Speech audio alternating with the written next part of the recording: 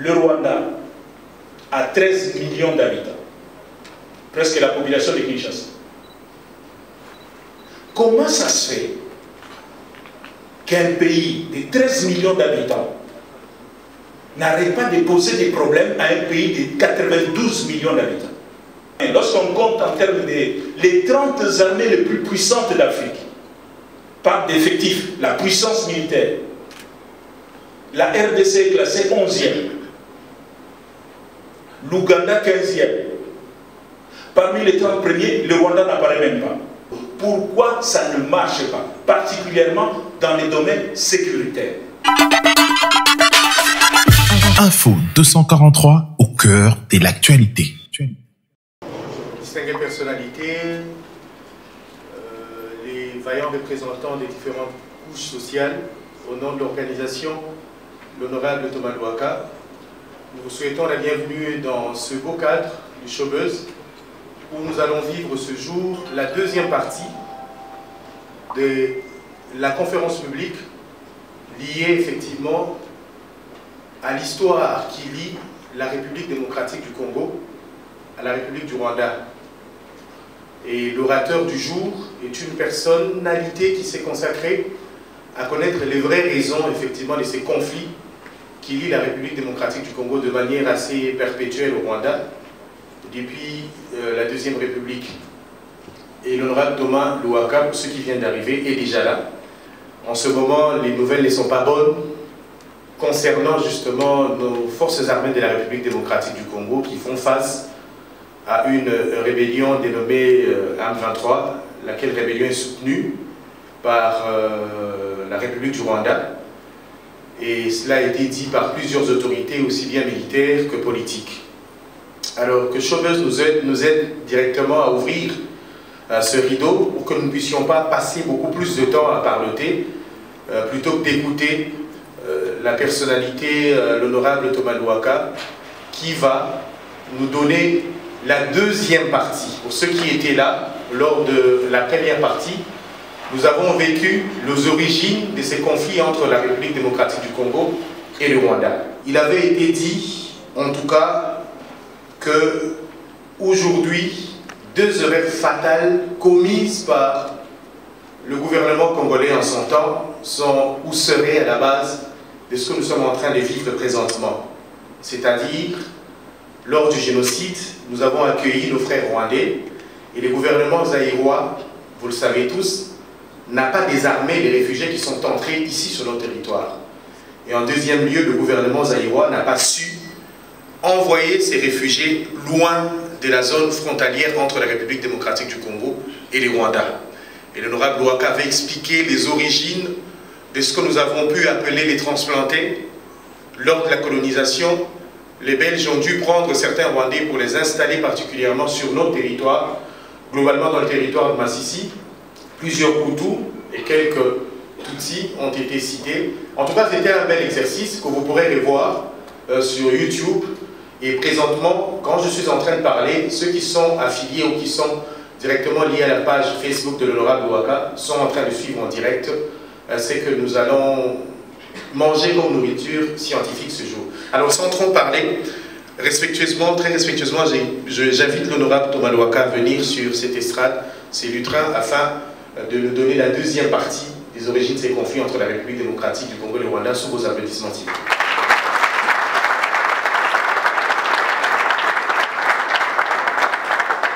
Merci beaucoup mon frère. Bonjour à tous. Merci d'avoir répondu à notre invitation. Nous allons pouvoir échanger à peu près pendant une heure et puis on prendra une demi-heure pour les échanges, questions-réponses ou les contributions.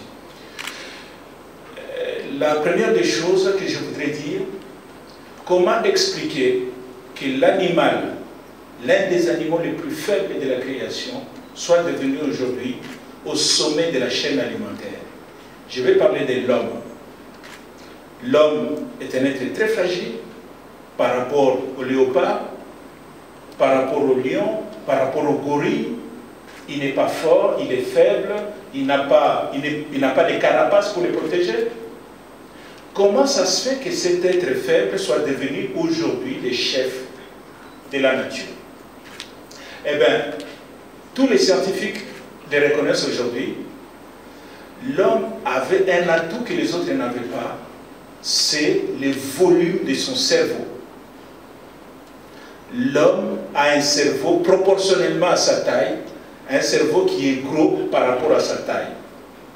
Aujourd'hui, nous faisons actuellement à peu près entre 1200 cm3 et 1500 cm3, c'est le volume de notre cerveau.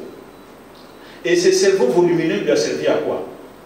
À se poser des questions, à réfléchir, à trouver des solutions. Ce n'est pas la force physique qui l'a amené à dominer les gorilles.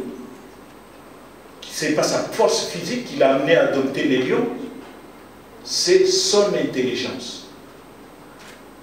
La différence entre l'homme et les animaux, c'est l'intelligence. Mais pourquoi je vous parle de ça?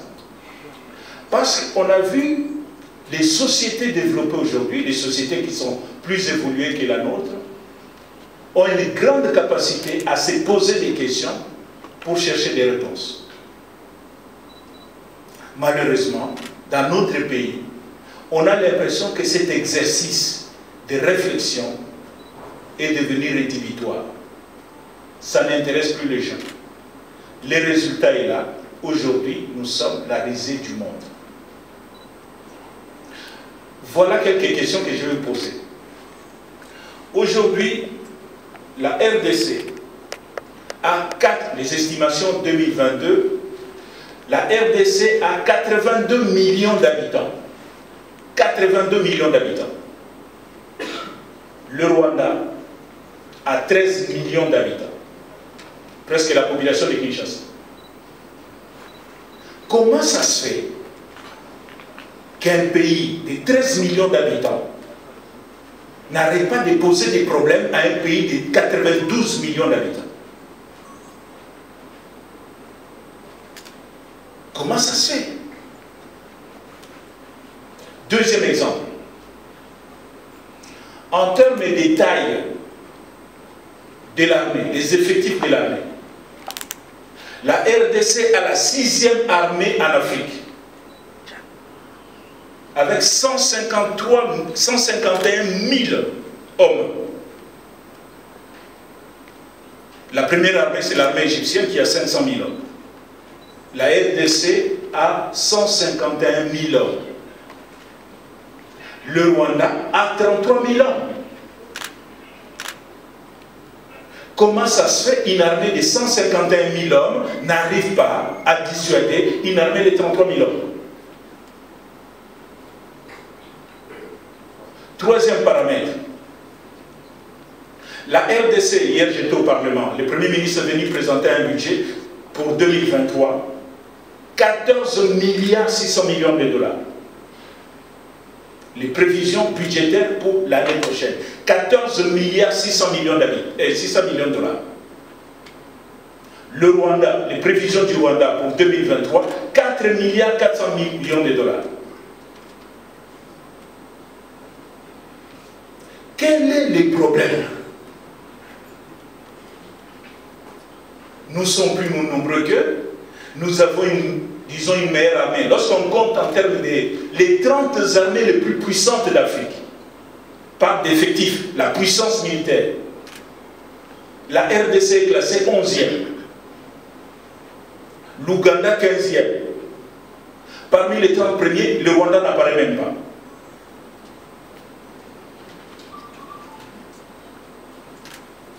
Quel est le problème?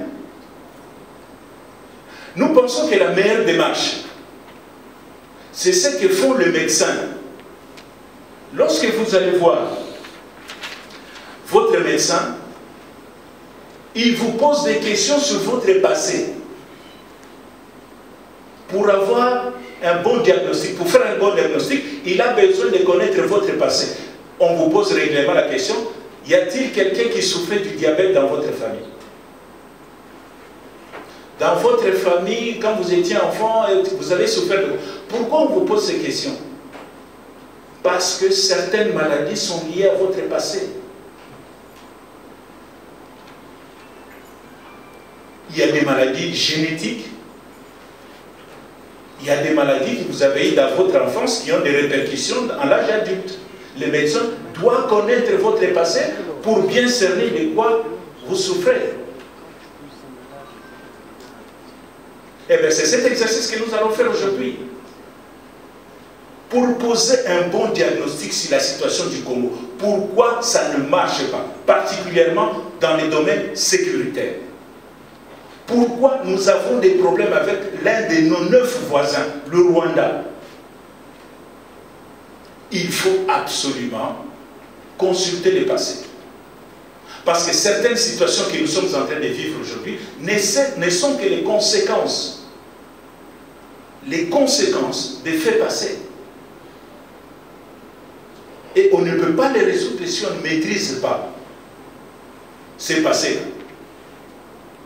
Voilà l'intérêt de cette conférence. Mon frère a expliqué tout à l'heure que c'est la deuxième partie. Peut-être parmi vous, il y a des gens qui n'ont pas assisté à cette première partie. Permettez-moi de résumer en quelques minutes seulement ce que nous avons dit. Comme ça, nous aurons tous le même niveau d'information et nous pourrons comprendre aisément la conférence d'aujourd'hui. Notre relation avec le Rwanda commence en 1885. 1885, la conférence de Berlin, les Européens ont des ambitions sur l'Afrique, des ambitions croisées. Ils disent certainement si on continue comme ça, on va finir par se battre. Nous sommes des gens civilisés, il faut qu'on parle. Et ils ont organisé une conférence à Berlin sous le leadership du chancelier allemand Bismarck. Et là, ils ont adopté 3 principes en ce qui concerne le Congo. Nous sommes d'accord pour créer un État au Congo, mais à 3 conditions. La première condition, c'est la neutralité du Congo. Le Congo ne devrait intervenir dans aucun camp lorsque nous nous battons entre nous. Le Congo devrait rester neutre. Deuxième principe, la liberté de navigation sur le bassin, sur le fleuve Congo et ses affluents. La liberté de navigation.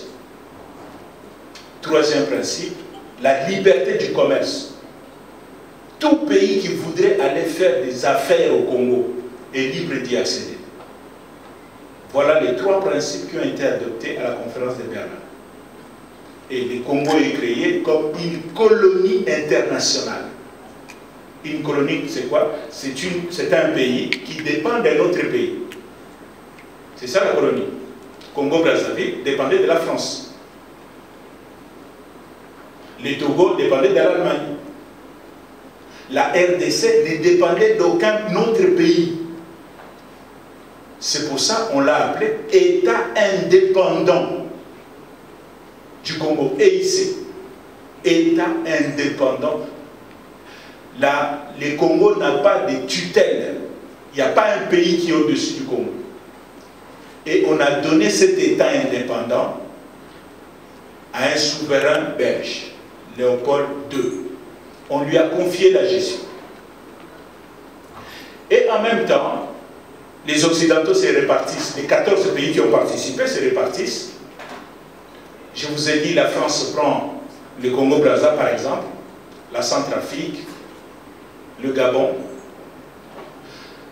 L'Allemagne prend la Namibie, le Togo, le Cameroun, le Rwanda, le Burundi et ce qui est devenu aujourd'hui la Tanzanie.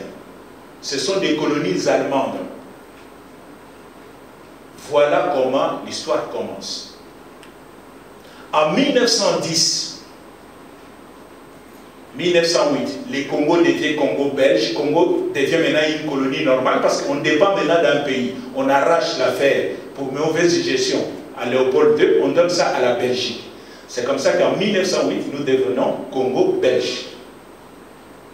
En 1910, les Belges et les Allemands vont signer des accords pour modifier les frontières de l'Est du Congo. Les accords existent. Et lorsque la frontière va bouger, un général allemand Paul Vorbeck, qui est le commandant des troupes allemandes à l'Est, va décider d'entrer au Congo pour aller reconquérir les mines d'or à Ituri. 1916, le général allemand traverse, il veut se servir. La force publique va réagir et le repousser. La force publique, c'est l'armée coloniale, mais c'est l'armée des Congolais avec les commandants belges. On va les repousser. Et le commandant en chef de la force publique à l'époque va décider de poursuivre les Allemands dans leur colonie. Voilà comment, en 1916, les troupes congolaises, 15 000 militaires congolais, vont traverser la frontière pour entrer au Rwanda.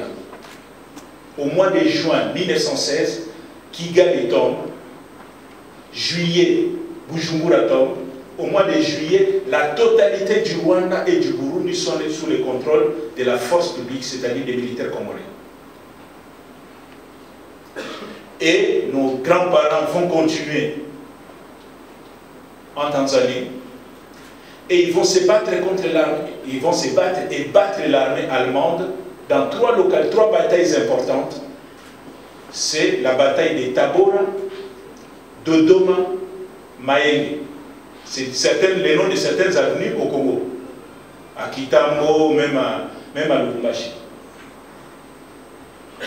Les militaires congolais battent l'armée allemande. 1918, la guerre se termine. Et vous savez comment ça se passe. Celui qui a perdu la guerre, on lui confisque tout. Les Allemands ont perdu la guerre. On lui arrache ses colonies africaines. La Namibie, on donne ça à l'Afrique du Sud.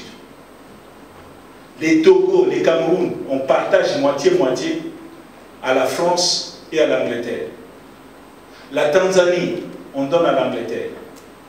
Puisque les Congolais aussi ont contribué à cette victoire des Alliés, on va donner le Rwanda et le Burundi. À l'époque, on appelait Rwanda Burundi. On va donner ça à la Belgique. En 1923, la Société des Nations, un peu les Nations Unies de l'époque, va officialiser ses décisions des vainqueurs en donnant un mandat à la Belgique sur le Rwanda-Burundi. 1925, la Belgique, pour faciliter l'administration de ses colonies, va fusionner les territoires du Rwanda-Burundi au Congo. C'est ainsi que les Rwanda-Burundi deviendront la 7e province du Congo.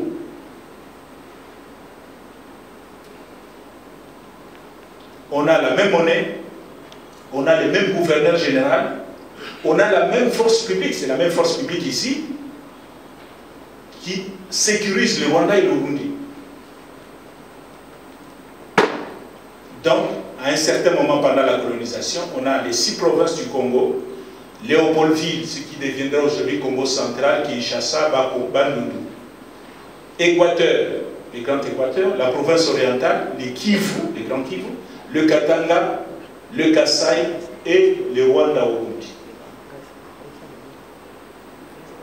Puisque nous sommes devenus un seul pays, les Belges en 1930 vont monter une mission qui s'appelle MIB, Mission Immigration Banyarwanda. C'est quoi le rôle de cette mission? Aller sensibiliser les populations au Rwanda pour qu'ils viennent s'installer au Congo. Et les gens vont venir parce qu'il y a eu des tracts, il y a eu une campagne de sensibilisation. Les gens vont quitter le Rwanda, ils vont venir s'installer au Congo, principalement dans les Massissi. Cette opération va durer pendant 20 ans, de 1930 à 1950. On estime à peu près qu'il y a eu 200 000 Rwandais qui ont été installés au Congo pendant ces années-là. Essentiellement des Hutus. Il y avait quelques Tutsis, mais essentiellement des Hutus, qui sont actuellement installés dans les territoires des Massissi. À l'Est, on les appelle les transplantés.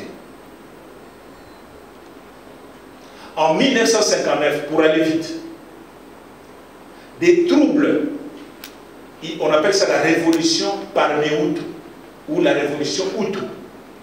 Les Hutus décident de mettre fin à la domination des Tutsis, parce qu'il y avait un royaume avec un Mwami. Mwami en français, c'est tout simplement, ça veut dire roi, c'est du Swahili. Les Mwami, qui étaient Tutsis, et ce que chez nous on appelait les évolués à l'époque coloniale. Les gens qui ont étudié, qui savent se comporter comme des blancs. On leur donnait des cartes d'immatriculation. Ils aidaient les Belges à administrer les territoires. Kasavubu était un évolué, Lumumba était un évolué, Joseph Iléo évolué. Mais au Rwanda, ce n'est pas le même système. Là-bas, les gens qui aidaient les Belges à gérer le pays étaient des Tutsis. Et en 1959, les Hutus décident de mettre fin à ces systèmes. Il va y avoir des massacres. Ils abolissent la royauté et ils font des massacres. La conséquence de ces massacres, 60 000 Rwandais Tutsis vont quitter le Rwanda pour venir s'installer au Congo. 60 000. On les appelle à l'Est les réfugiés de 59. Et d'autres Rwandais vont aller en Tanzanie, au Burundi et en Ouganda. Ceux qui sont allés se cacher en Ouganda, c'est entre autres un petit qui avait 2 ans à l'époque, il s'appelle Paul Kagame, James Kabarebe. C'est les réfugiés de 59 qui ne sont pas venus au Congo, qui sont allés en Ouganda. En 62, le Rwanda accède à son indépendance. Bon, on évolue. En 91, pour aller plus vite, les enfants des réfugiés rwandais qui sont en Ouganda décident de rentrer chez eux par la force. Ils vont créer une structure politique qu'ils appellent FPR, Front Patriotique Rwandais, avec une branche armée, Armée Patriotique Rwandaise. Et en 90, ils entrent, mais ils arrivent à 70 km de Kigali. Le président de Kigali, le président du Rwanda, Juvenal, le général Juvenal Habyarimana appelle Maréchal Mobutu au secours. Il dit: Maréchal, si vous ne faites rien, c'est fini pour moi. Le maréchal Mobutu va envoyer le général Mayele et les éléments de la DSP et de SARM. SARM qui est devenu aujourd'hui des MIAP. Bon, c'est le service de renseignement, service d'action et de renseignement militaire, SARM. Ils vont aller là-bas, ils vont repousser les Kagame et les autres. Nous avons vu ça. En 92, il y a des traités de paix qui sont des accords de paix qui sont signés entre les FPR et les gouvernements. Et la conférence d'aujourd'hui, justement, commence en 93. Nous avons vu la dernière fois, on était arrivé en 94, lors du génocide, mais on recule un peu pour comprendre maintenant la situation dans la sous-région. Qu'est-ce qui va se passer en 93 au Congo?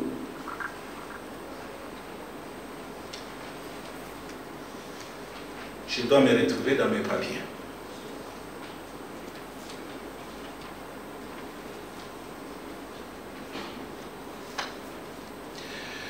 D'abord, voyons la situation politique du Nord Kivu.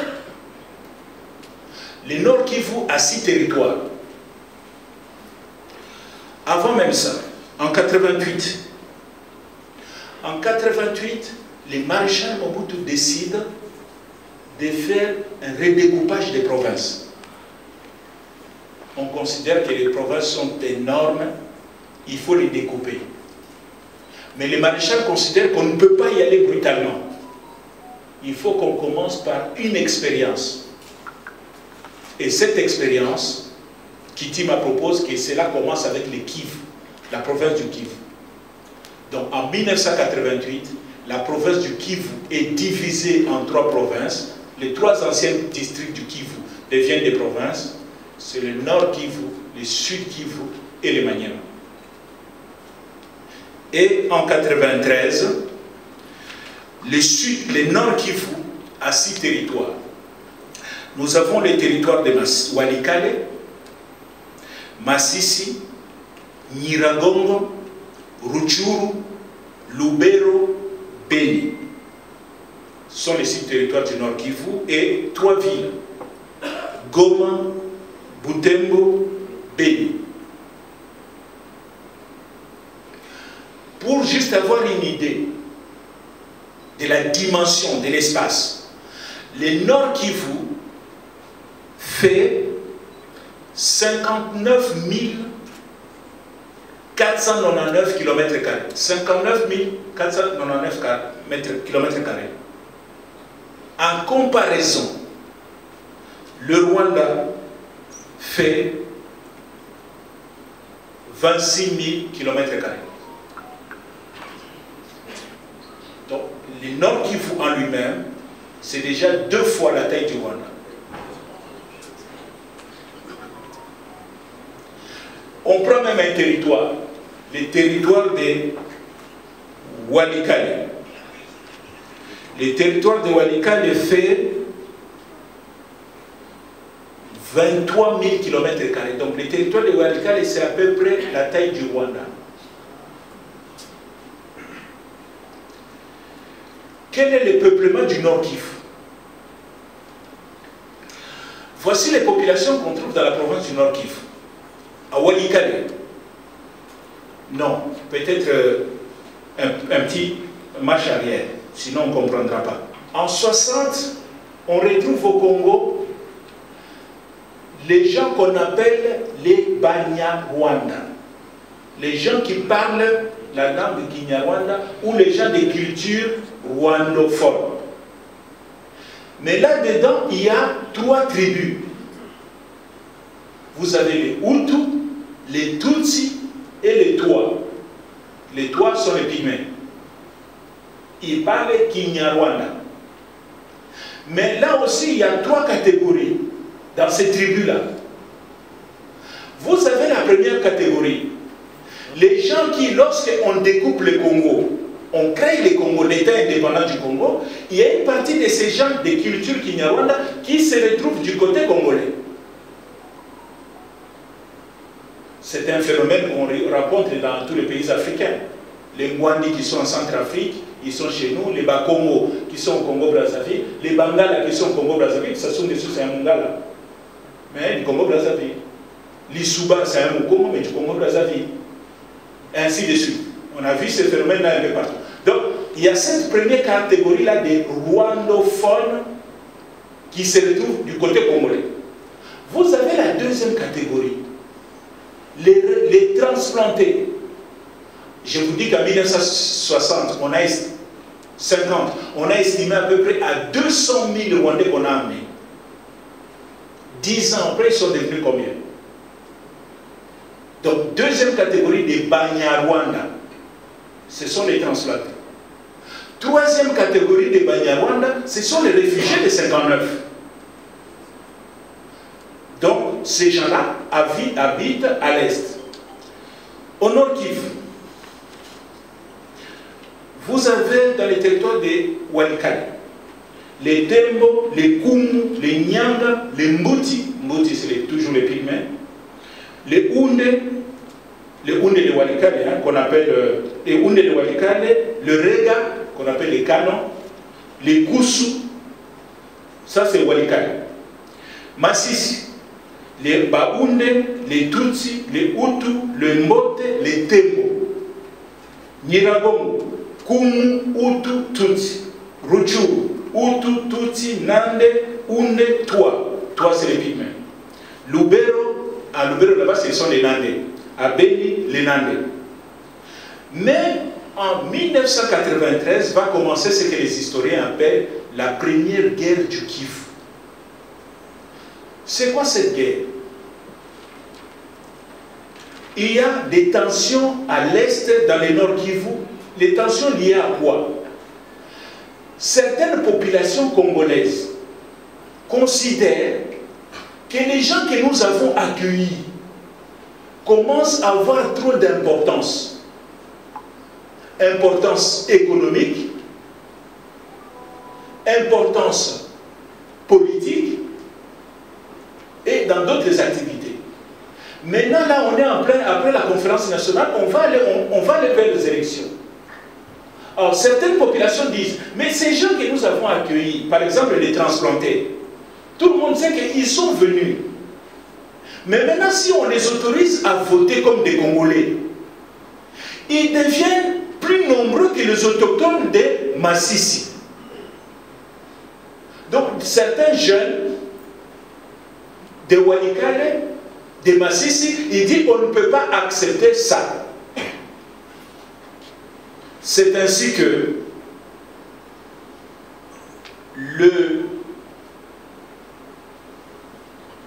au mois de mars, au mois de mars 1993, on appelle ça le marché des Toto. Au marché des Toto, des jeunes Nyanga vont attaquer des rwandophones, essentiellement des Hutus. Il y a un massacre au marché des Toto au mois de mars. Et lorsque les Hutus sont massacrés, il y a un phénomène qui va apparaître dans le Nord Kivu à partir de 1993, les milices tribales. Chaque tribu dit il faut qu'on puisse se défendre. Les milices vont apparaître, chaque tribu va acheter des armes à qui? À l'armée officielle, aux phases, forces armées zaïroises. Chaque tribu va recruter des mercenaires où? Chez les phases. Et les désordres vont commencer à l'Est. Mais les désordres commencent à l'Est entre qui et qui? En 1993, dans la première guerre. Entre ce qu'on appelle les autochtones contre les Banyarwanda. La grande majorité des Banyarwanda, ce sont des Hutus. Voilà la première guerre qui commence dans le Nord Kivu. Pourquoi l'armée du maréchal est indifférente? Pourquoi parfois on a l'impression qu'il jette de l'huile sur le feu? Eh bien, on est dans une phase politique à Kinshasa où Mobutu est fragilisé sur le plan politique. On essaye de le faire partir, on lui met la pression, avec la pression de la communauté internationale, pour le faire partir. Les stratèges du maréchal vont monter ce qu'on a l'habitude d'appeler les plans Nyamwisi. Nyamwisi Mouvili, c'était un politicien nandé. C'est quoi les plans Nyamwisi? Ça consiste à semer les désordres dans le Nord Kivu pour faire comprendre à la population et à la communauté internationale que sans Mobutu, ce pays va sombrer dans les chaos. Seul Mobutu peut mettre de l'ordre dans ce pays. Et vous connaissez la célèbre phrase du maréchal, après moi les chaos. Donc si je quitte ce pays, ça va être les chaos. Donc voilà comment les désordres commencent là-bas. C'est la première guerre du Kivu. Les bilans de cette première guerre, on estime de 6 000 à 7 000 morts, 200 000 déplacés. Le calme va revenir parce que les ONG, les associations, ils vont s'impliquer, ils vont se parler et le calme va revenir dans les Nord Kivu. Mais les choses vont se détériorer une année après. Pourquoi les choses se détériorent une année après? Parce que le 6 avril 1994, l'avion du président du Rwanda, Juvenal Habyarimana, est abattu à l'aéroport de Kigali et les génocides commencent. Le 10 avril 1994, l'APR rompt le cessez-le-feu et reprend la guerre. Et cette guerre de l'APR va conduire à la victoire de l'APR et les réfugiés rwandais, essentiellement des Hutus, vont se déverser au Congo. À peu près 750 000 Rwandais. 750 000 Rwandais entrent au Nord Kivu. Toute l'administration, l'armée, la police et la population viennent au Nord Kivu. L'arrivée massive de ces réfugiés rwandais au Congo va déclencher ce qu'on appelle la deuxième guerre du Kivu. Pourquoi cette deuxième guerre est relancée? Parce que lorsque les réfugiés rwandais arrivent, ils n'acceptent pas, les politiciens rwandais n'acceptent pas leur défaite. Ils disent, nous devons reconquérir le pouvoir au Rwanda, chasser les Tutsis qui nous ont chassés. Et ils vont mettre en place un gouvernement qu'on appelle gouvernement rwandais en exil, GRE ou GRE, gouvernement rwandais en exil. Et les gouvernements rwandais en exil vont créer un mouvement politique qui s'appelle RDR, qui veut dire Rassemblement pour le retour et la démocratie au Rwanda. Tout ça, ça se passe au Congo. Et le gouvernement rwandais en exil va lancer deux guerres. La première guerre, il décide de mener une guérilla au Rwanda. Il dit, on va attaquer les Tutsis au Rwanda. Ce qui fait qu'à partir des camps de réfugiés au Congo, ils traversent, ils font des opérations commando, ils rentrent se cacher au Congo. Le Congo est devenu leur sanctuaire. Et ce mouvement de va-et-vient va avoir pour conséquence que l'APR, l'armée rwandaise, l'armée qui a conquis le pouvoir, donc l'armée de Kagame, va commencer à faire aussi des incursions au Congo pour suivre ces réfugiés. C'est ainsi, par exemple,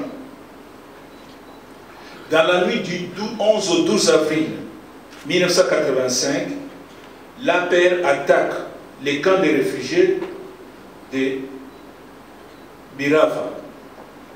Le 8 mai 1995, les camps de Kangamiro. En novembre 1995, attaque l'île de Lawa. L'armée de Mobutu va réagir en disant ce n'est pas normal, comment une armée étrangère peut commencer à traverser, et l'armée de Mobutu va faire des représailles. Les phases vont traverser la frontière et attaquer le 20 avril 1995, les phases vont attaquer la ville de la cité de Bugarama au Rwanda. Deuxième guerre du gouvernement rwandais en exil. Première guerre, on mène des opérations au Rwanda. Deuxième guerre, ils vont procéder à un nettoyage ethnique dans un triangle. Masisi, Walikale, Rutshuru. Et l'armée Hutu va trouver les tensions qui existaient entre les communautés. Leurs frères Hutu congolais vont leur expliquer la problématique. Ici, on n'est pas accepté régulièrement les milices congolaises qu'on appelle de manière générique les Maï-Maï, nous attaquent, les autres disent ok, nous on amène maintenant du matériel moderne, avec des militaires formés. Les miliciens, ce sont des petits paysans hein, qui sont là avec une machette. Là maintenant, c'est une armée officielle qui est entrée au Congo. Cette guerre-là va opposer maintenant ce qu'on appelle les Hutu Power. Les Hutus rwandais s'allient avec les Hutus congolais pour corriger ce qu'on appelle à l'Est les autochtones. Comme ils ont la puissance des feux, ils vont calmer tout le monde. Les Tutsis du Congo qui étaient alliés aux Hutus du Congo dans la première guerre, parce que c'était les rwandophones contre les autochtones. L'arrivée massive des réfugiés Hutus rwandais va envenimer la situation. Il dit, mais comment vous pouvez collaborer avec ces gens-là? Ce sont des serpents, entre guillemets. On ne peut pas être frères avec eux. Ils nous viennent de nous chasser du Rwanda. Les Hutus congolais, les Tutsis congolais vont se sentir en insécurité, ils vont venir se réfugier à Goma.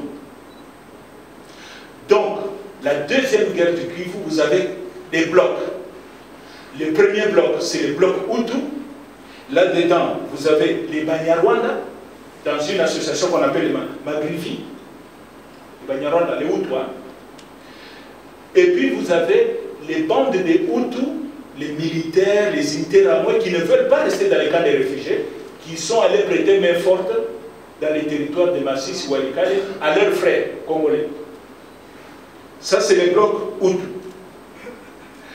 Vous avez les milices autochtones, les Hunde, les Tembo, les Nande, qu'on appelle de manière générique, je l'ai dit, les Maï Maï. Et quatrième groupe, c'est quatrième groupe armé dans la région, c'est les FAZ, Forces armées zaïroises, qui sont là, qui tolèrent les exactions des miliciens Hutus venus du Rwanda. Ce qu'il faut savoir aussi, on est en train de parler de l'histoire de notre pays, on doit en parler en toute responsabilité. Les armes, certaines armes que les réfugiés rwandais ont amenées du Rwanda, les officiers FAZ récupéraient ces armes, allaient les vendre en Angola chez sa fille. Et comment ils copent? Esprit à cop. Conséquence de cette deuxième guerre du Kivu, en Masisi en particulièrement, ça va être l'enfer, les vols, pillages, massacres, représailles. Les bilans de cette deuxième guerre du Kivu, on estime à 30 000 morts en moins de 2 ans. 250 000 réfugiés.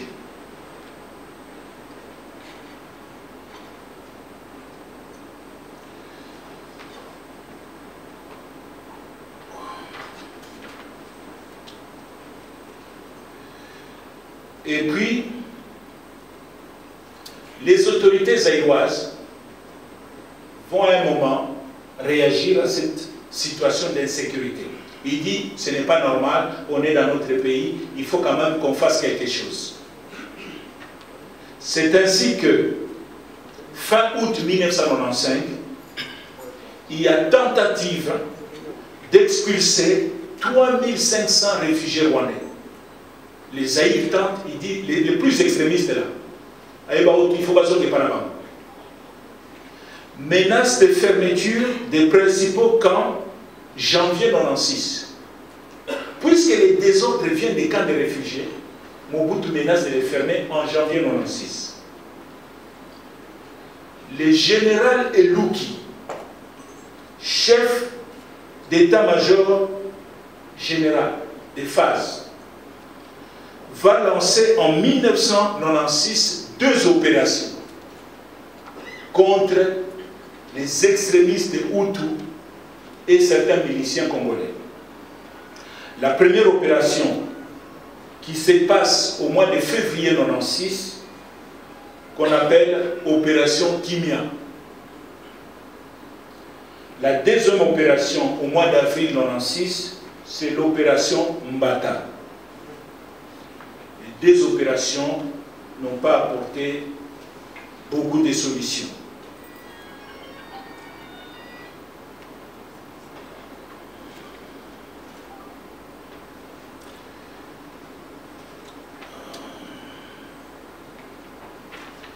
Voilà, une petite pause, le temps que je me retrouve dans mes papiers. C'est tellement sensible, il faut que je sois précis, n'est-ce pas? Ouais.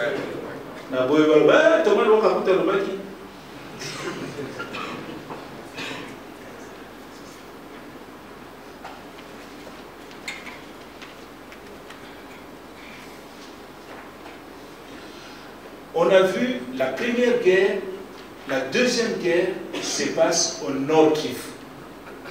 Quelle est maintenant la situation au sud Kivu?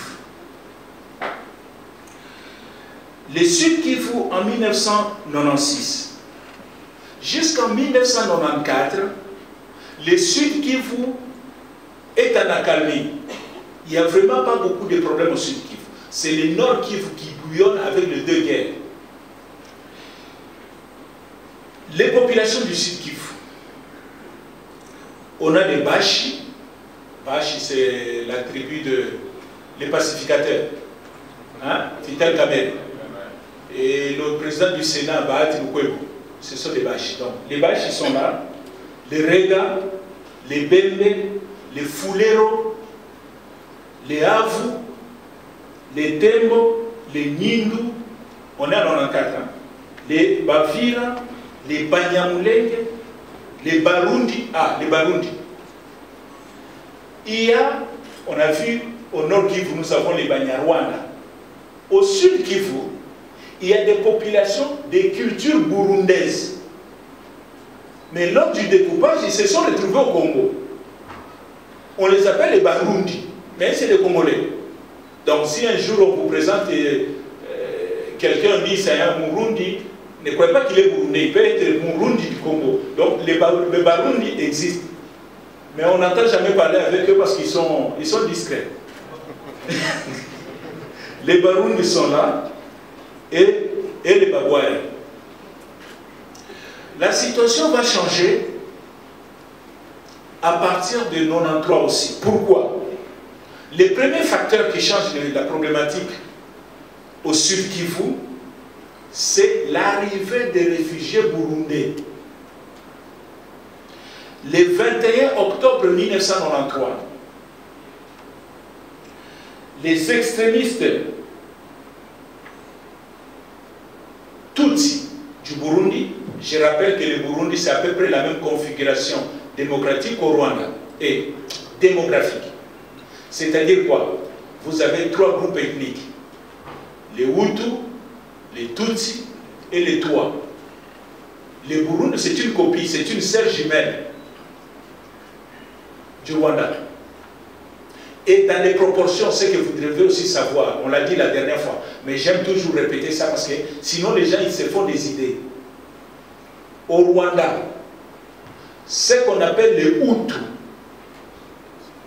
morphologiquement, donc ils sont comme vous et moi, représentent 90% de la population. Les Tutsis, c'est 10%. Mais comme les Congolais ont l'habitude de considérer que tous les Rwandais sont des Tutsis, c'est pour ça qu'ils sont surpris dès qu'il y a une équipe de football du Rwanda qui vient jouer à Kinshasa. Ils ont l'impression que c'est les Congolais qui se sont infiltrés là-bas. Parce que pour eux, ils pensaient que l'équipe du Rwanda c'est les Tutsis. Non, les Tutsis c'est 10% de la population du Rwanda, 90% sont des Bantous. C'est la même configuration au Burundi. 90% des Burundais sont des Hutus. Les Tutsis sont 10%. Bon, les Twa, hein, ils sont là, il ne faut pas qu'ils disent qu'on les a ignorés. Les Twa, c'est peut-être 1 ou 2% de la population, les Pygmées. Donc, le 21 octobre 1993, les extrémistes Tutsis burundais tuent le président de la République, qui s'appelle Melchior Ndadaye et d'autres dignitaires. Le Burundi va sombrer dans une grande violence. À peu près 50 000 morts au Burundi à la suite de ces affrontements.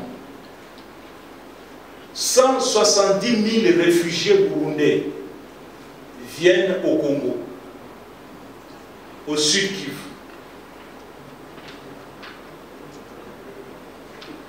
Deuxième facteur, on a vu 170 000 réfugiés burundais viennent au Congo. Deuxième facteur, après les génocides du Rwanda en 1994, les réfugiés rwandais viennent au Congo. Nous avons dit à peu près 780 000 au nord Kivu. Au sud Kivu, 350 000 réfugiés rwandais entre le sud Kivu. Ce qui va faire que les réfugiés burundais arrivent, les réfugiés rwandais arrivent au sud Kivu, la problématique sécuritaire change. Et on a un phénomène d'apparition des groupes armés. Ils avaient leur jeunesse qui partit. En Kinyarwanda, on les appelait ceux qui travaillent ensemble. Ceux qui travaillent ensemble, en Kinyarwanda, ça se dit Interamwe.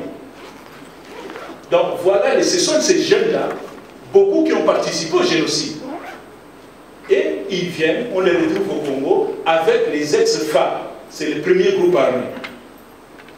Deuxième groupe armé, c'est l'armée rwandaise, l'APR, qui commence à suivre au sud Kivu les ex-FARC et les Interamwe, qui fait des incursions.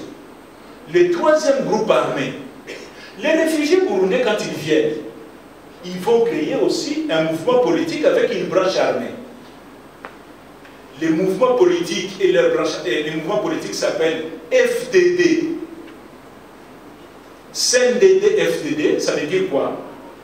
Conseil national pour la défense de la démocratie, force de défense de la démocratie. FDD, CNDD. Quatrième groupe armé, c'est les FAB. FAB, ce sont les forces armées burundaises, l'armée officielle du Burundi, qui suit ces rebelles au Congo. Hein? Donc vous avez les ex-FARC, l'armée du Rwanda, les rebelles burundais, et vous avez l'armée burundaise, et les milices tribales. Tu ajoutes maintenant les milices tribales autochtones, qu'on appelle communément les Maïmaï. Les Maïmaï, chaque tribu aussi a ça, les Bafulero, les Bavira, chaque tribu crée sa milice au sud Kivu. Tu vas ajouter aussi la milice des Banyamulenge. Les Banyamulenge aussi créent leur propre milice. Et septième groupe armé, tu as les phases, les forces armées zaïroises. Maintenant, pour bien comprendre la grande guerre qui va commencer, qu'on va appeler la guerre de l'Afdel, il est important de vous expliquer quelque chose qu'on appelle à l'est là-bas, l'initiative régionale. C'est quoi l'initiative régionale? Là, on est obligé de rentrer un peu en arrière dans l'histoire du Rwanda pour comprendre l'initiative régionale qui joue un rôle important dans la sous-région.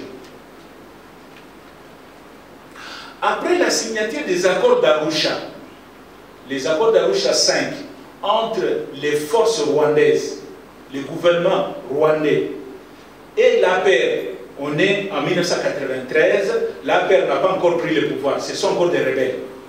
Avec le gouvernement d'Habyarimana, ils vont signer des accords en Tanzanie. Et les deux groupes, les gouvernements du Rwanda et l'APR, les rebelles, vont demander aux Nations Unies le déploiement d'une force internationale chargée de superviser l'application des accords d'Arusha. C'est comme nous au Congo, les gens parfois se posent la question, la MONUC, la MONUSCO, les Nations Unies sont arrivées ici comment? Eh bien, sachez-le, lorsque les Congolais signent les accords de Lusaka en 1999, gouvernement de Kinshasa, MLC, RCD, dans ces accords-là, les trois groupes, les trois forces se conviennent de demander aux Nations Unies le déploiement d'une force internationale chargée de superviser l'application de l'accord de Lusaka. Voilà comment les Nations Unies ont monté une opération qu'on a appelée à l'époque MONUC, Mission d'observation des Nations Unies au Congo. c'est à la suite d'un accord signé entre les Congolais que les Nations Unies sont arrivées. Donc, le même phénomène en 1993, c'est pas au Rwanda. Le 5 octobre 1993, le Conseil de sécurité va adopter la résolution 872 qui crée la mission d'assistance des Nations Unies au Rwanda. Ça s'appelle MINUAR. Les MINUAR arrivent au Rwanda, effectif 4157 hommes, les casques bleus. Et le 7 avril 1994, je vous ai dit que l'avion du président est abattu le 6 avril 1994. Le lendemain de la mort du président Biarimana, la première ministre du Rwanda est gardée par 10 casques bleus belges.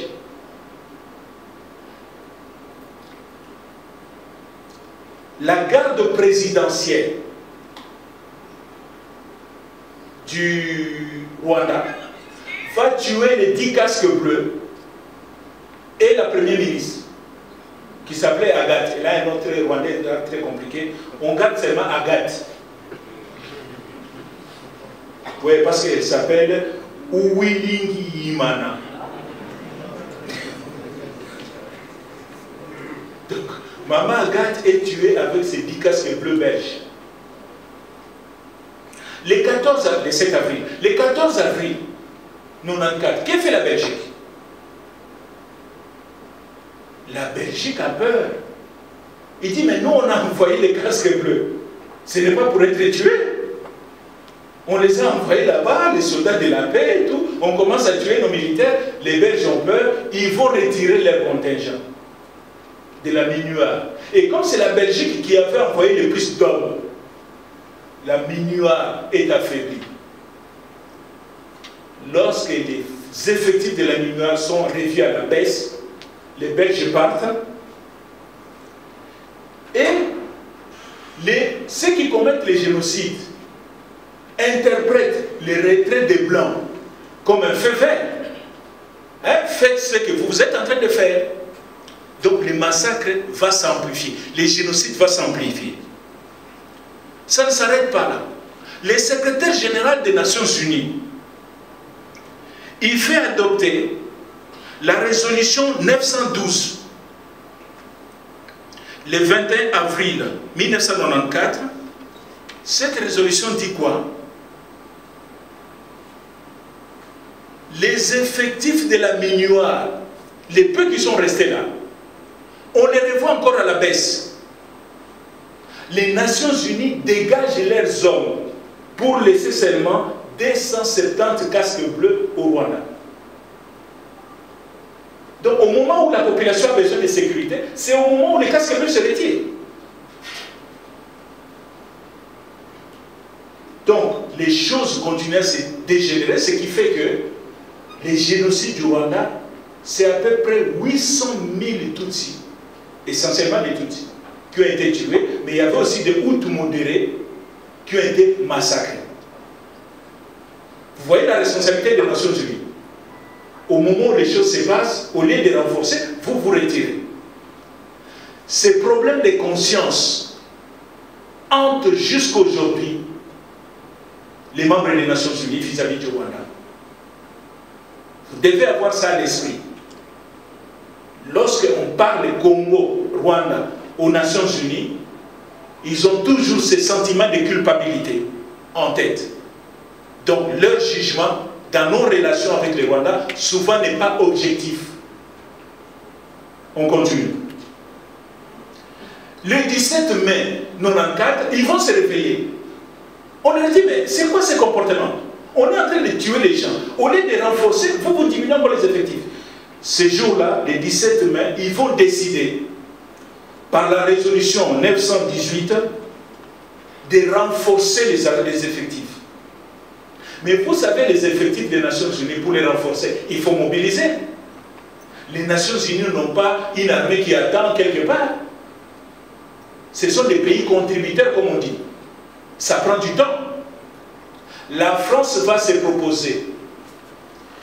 Les Français disent, puisque puisque la mobilisation des troupes supplémentaires prendra du temps, est-ce que vous m'autorisez, moi, la France, d'intervenir rapidement? Le Conseil de sécurité va adopter la résolution 929, le 21 juin 1994, qui donne le feu vert à la France.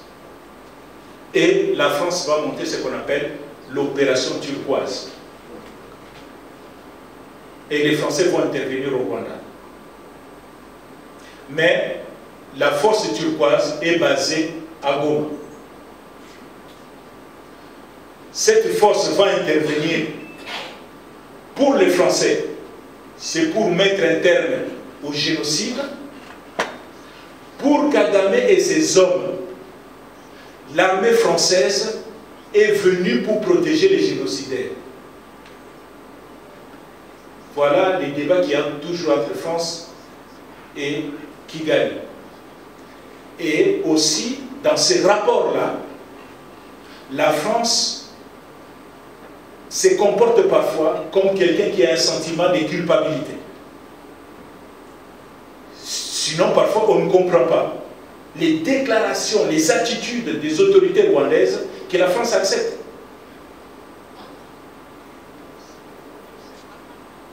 Donc, les Français sont déployés.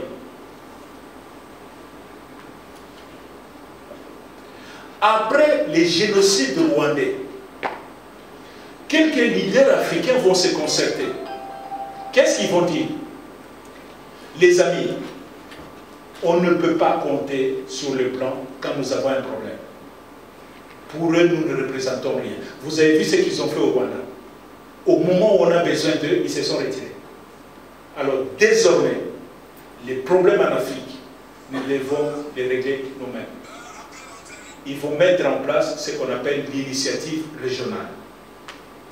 Qui sont membres de l'initiative régionale? Au début, vous avez la Tanzanie, l'Ouganda et le Rwanda. Et l'initiative régionale va s'agrandir pour intégrer le Burundi, le Kenya, l'Éthiopie, la Zambie, l'Angola, le Zimbabwe, l'Afrique du Sud et l'Érythrée. Voilà les gens qui se concertent lorsqu'il y a des dossiers majeurs qui se passent en Afrique. Voilà les gens qu'il faut convaincre que le Congo n'a aucune intention de commettre un nouveau génocide au Congo. Tant qu'on n'aura pas convaincu ces gens-ci, les membres de l'initiative régionale, ils continuent à appuyer les Rwandais. Et leur discours, ces pays-là, ont un lobby très fort dans le monde. Tant qu'on ne comprendra pas ça, et comment ça se passe pour parler actualité? Il suffit que les autorités rwandaises récupèrent une déclaration, nous verrons les conséquences d'une simple déclaration, d'une autorité quelconque. Et ils vont partager ça à l'initiative régionale. Voilà ce qui se prépare au Congo. Les Congolais veulent commettre un nouveau génocide contre les Tutsis congolais. Ils se concertent et disent on ne peut pas accepter cela. Parce que Kagame a apporté les preuves. Un irresponsable qui passe à la télé, qui dit n'importe quoi, il récupère ça. Et ils ont le soutien. Et vous ne comprenez pas les diplomates américains qui étaient venus ici.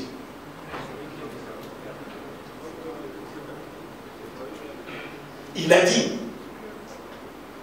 je me souviens de l'interview avec le Sakwema. Oui, est-ce que vous allez condamner? Il dit oui, nous allons examiner cela, mais il faudrait aussi que vous arrêtez d'appuyer les milices, les FDLR. Quel est l'intérêt de le président Tshisekedi d'appuyer les FDLR? Je ne sais pas s'il les connaît même. Mais c'est un discours qui passe. L'Américain, il y a des gens qui lui ont dit ça. Que les Congolais soutiennent les génocidaires, donc il faut soutenir le Rwanda. Sinon, ils seront encore massacrés. l'initiative régionale. Tant que nos diplomates n'ont pas compris cela, on est encore dans beaucoup de difficultés. On continue dans notre passé, tout est dans notre actualité. Voilà.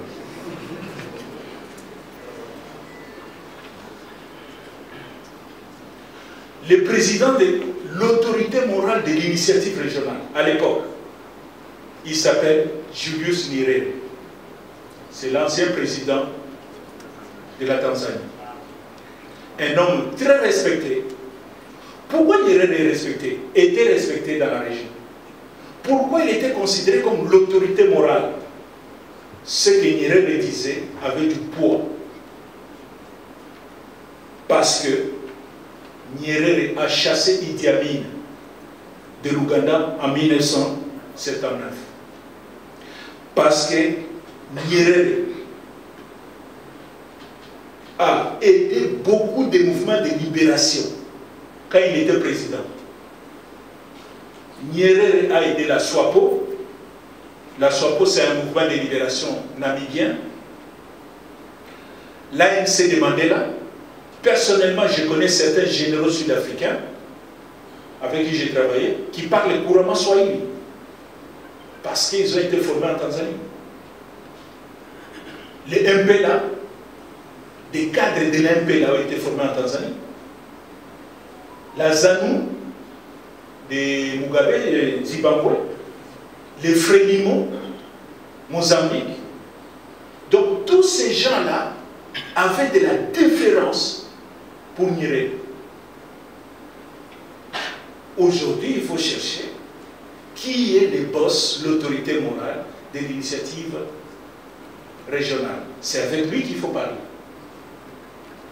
Ce sont ces gens-là qu'il faut convaincre. Si vous voulez que les Américains changent de position. Si vous voulez que les Français changent de position. Si vous voulez même que l'Angola change de position, il faut parler avec les membres de l'initiative régionale. Donc, on revient maintenant au Sud Kivu avec tous ces groupes armés. La tension monte, on est en 94. Je vous ai cité le nombre de groupes armés dans le Sud Kivu. Mais au mois d'août 1996, la tension monte à la suite du retour des combattants Banyamulenge, anciens de l'APR. Ce que je n'ai pas dit peut-être tout à l'heure, pendant la guerre de l'APR, 92, 93, 94, il y a eu un recrutement au Congo. Et quelqu'un m'a dit, il n'y a pas très longtemps, quelqu'un qui avait une position d'influence à l'époque, il m'a avoué quelque chose que moi je ne savais pas. Le maréchal Mobutu a soutenu la paix. Alors qu'il était en bon terme avec Abiyarimana. Les jeunes gens étaient recrutés au Nord Kivu. Tous les vendredis, ils partaient du Nord Kivu en camion en passant par Bunagana pour aller être formés au Rwanda. En 1996, ces jeunes-là, ce sont qui ont combattu, les Congolais qui ont combattu dans l'armée rwandaise, ils commencent à revenir. Donc, je disais, les Banyamulenge, anciens de la paix, reviennent avec armes et munitions. L'archevêque de Bukavu,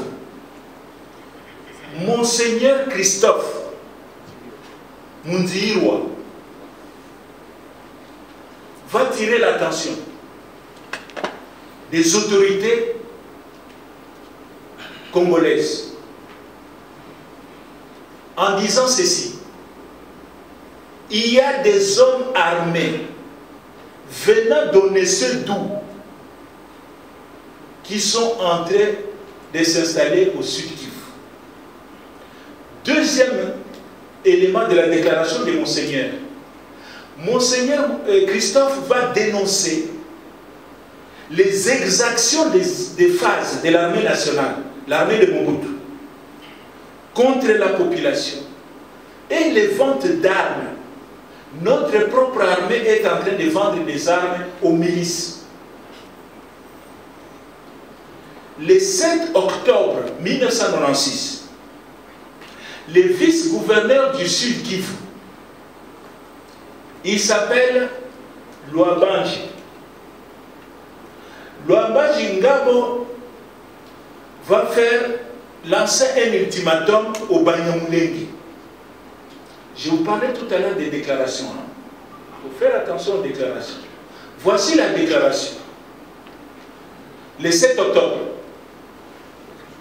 les Banyamulenge sont des infiltrés, la 5e colonne, sont des infiltrés de l'armée rwandaise. 2. Je vous donne 8 jours à tous les Banyamulenge de quitter le Congo et d'aller au Rwanda, chez vous, et de ne plus revenir. 3. J'ouvrirai un corridor humanitaire, un petit couloir, pour vous laisser passer. Après 8 jours, je vais lancer l'opération de nettoyage dans les hauts plateaux. Bon, honnêtement, j'ai vu le vice-gouverneur quelques années plus tard. J'ai parlé avec lui, il a dit qu'on a dénaturé mes propos. Mais en tout cas, c'est ce qui a été relayé partout. Il dit non, je n'ai pas vraiment voulu dire ça. C'était tellement fort que le Premier ministre, Kengo Wadodo, va le suspendre. Mais le mal est fait.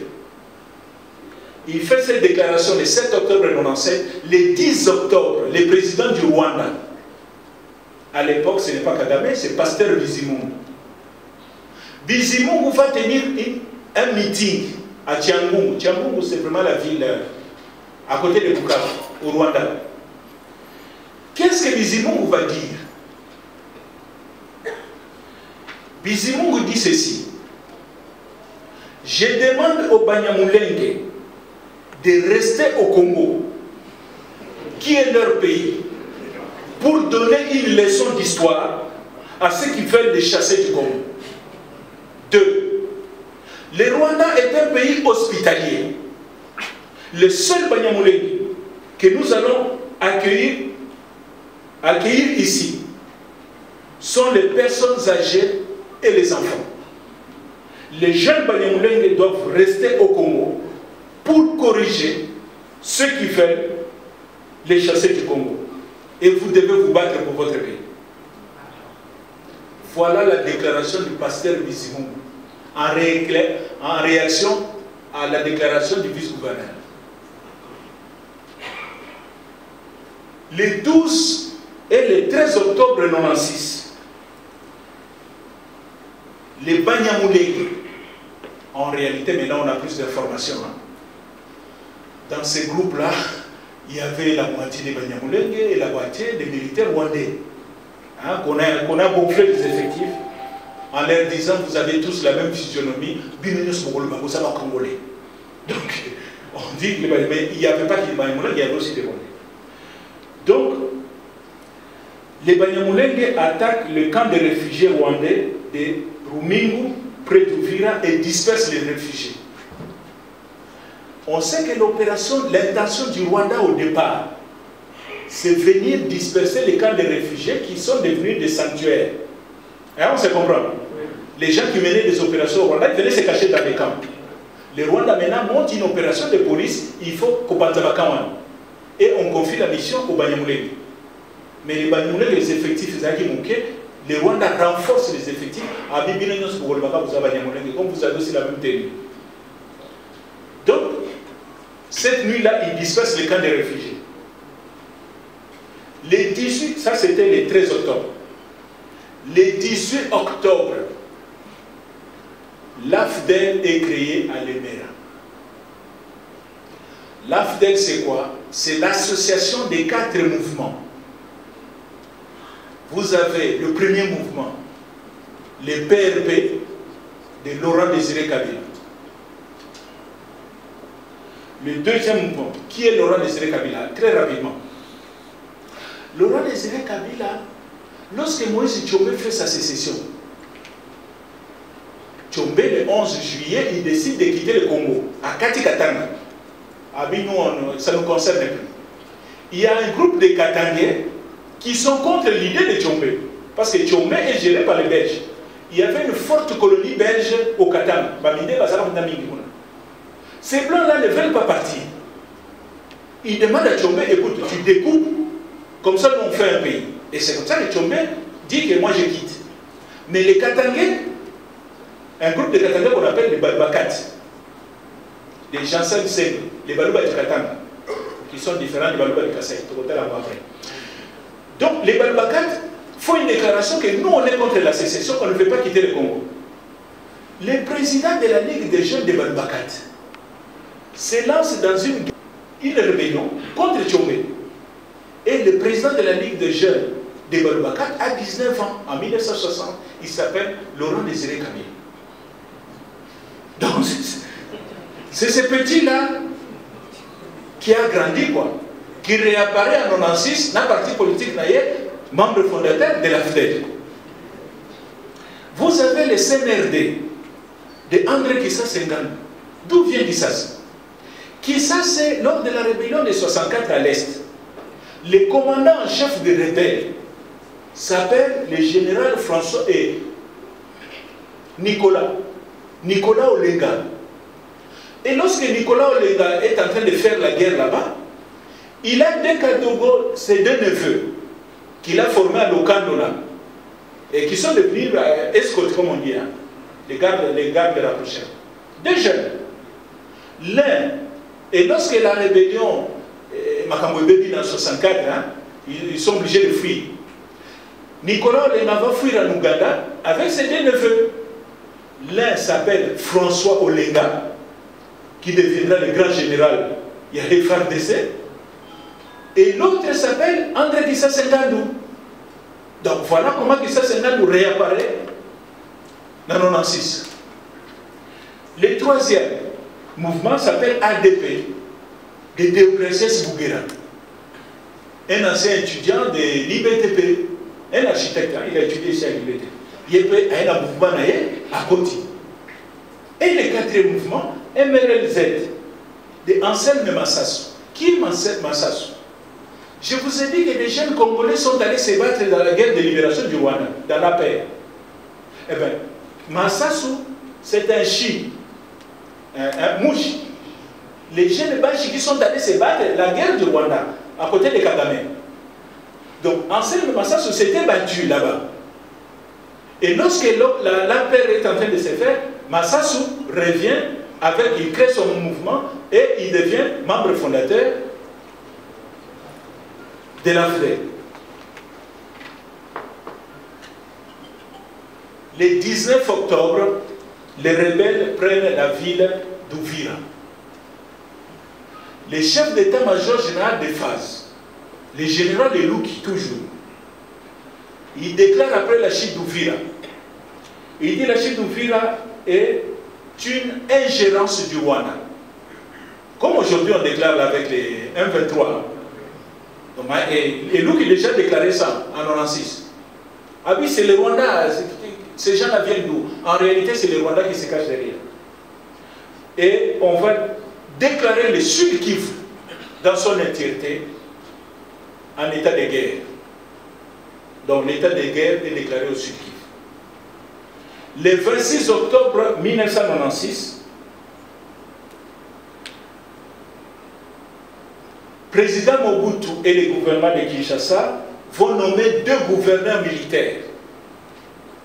Comme maintenant la situation est là, il faut que les civils se reposent. On va nommer maintenant les gouverneurs militaires, comme actuellement. Qui sont les deux gouverneurs militaires? Le premier s'appelle le général Ngwala Panzo. Il est nommé gouverneur du Nord Kivu. Le deuxième, général Michel Elesse, pour le Sud Kivu. Le général Elesse, il est nommé le 26. Hein? Le 28 octobre, il arrive à Bukavu. Lorsqu'il arrive à Bukavu le 28 octobre, le 29 octobre, il fait la remise de reprise avec le gouverneur sortant qui s'appelait Pasteur Kiambwa Walumona. les civils, là, ils font la remise, les 29, hein, suivez-moi bien, ils font la remise et reprise, les nouveaux gouverneurs vont à la résidence du gouverneur. Bon, le temps de s'installer et tout, de prendre un verre d'eau, on vient lui signaler, mais papa gouverneur, papa général. Mais Bukavu vient de tomber, les rebelles sont déjà entrés. Mon grand frère, Elès n'avait plus le choix que de fuir. Donc, il a été gouverneur du Sud pendant quelques heures.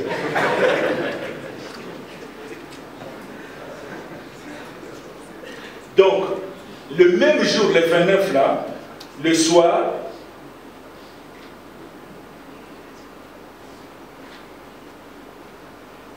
Monseigneur, qu'on a vu tout à l'heure, l'archevêque de Bukavu, Monseigneur Christophe Munzihirwa, tombe dans une embuscade, il est tué, avec quelques bonnes sœurs qui l'accompagnent. Donc, Bukavu tombe, c'est la plus grande ville maintenant que les rebelles ont.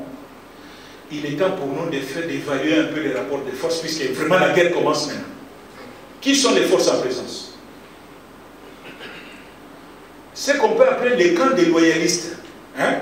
côté Mobutu. Vous avez les phases. Les phases en 1996 est une armée composée de 50 000 hommes. Je vous ai dit aujourd'hui, les FARDC c'est 151 000, donc 3 fois plus. Maréchal avait 50 000 hommes. Dans les 50 000 hommes, il y a 15 000 DSP, division spéciale présidentielle. 15 000. Il y a 3 000 SARM, ça fait 18 000. SARM et DSP sont des unités combattantes. Ils sont équipés, ils sont entraînés. Donc, on peut dire que les 18 000 là, 15 000 DSP, 3 000 SARM peuvent aller au combat. Sur les 32 000 qui restent, les experts nous disent que seulement 20% des 32 000 sont combatifs. 20% des 32 000, ça nous fait à peu près 6 400. Les autres là, vous avez des militaires âgés qui attendent leur retraite. Hein? Souvent, vous allez aujourd'hui dans les camps militaires, les militaires sont âgés. Mais on ne peut pas les libérer des maisons parce qu'on attend qu'on les mette en retraite. Les jeunes maintenant qui sont combatifs, ils n'ont pas de place dans les camps, ils sont obligés de louer à la cité. Vous voyez un peu. Deuxième difficulté de phase, la logistique.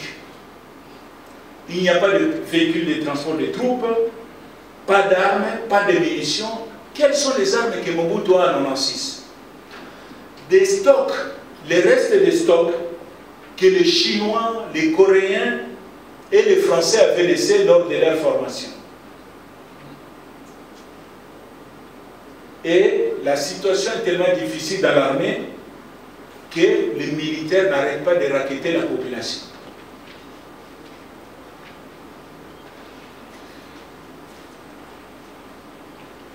Et un autre phénomène aussi, ce sont les rivalités internes aux phases entre la DSP et le reste de l'armée.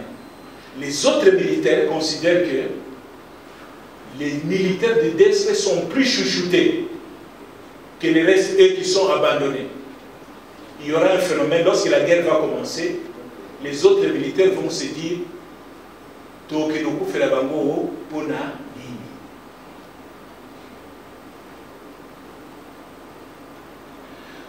Du côté de Mobutu aussi, on a dit le premier groupe, le côté loyaliste, c'est les phases. Deuxième, les ex-phares. Puisque l'armée rwandaise traverse la frontière, automatiquement, ils prennent les camps de Mobutu. Les ex-phares et les interamouins, les ex-phares sont estimés à peu près à 40 000 hommes.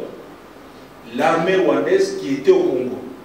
Ils sont bien équipés, ils sont bien entraînés.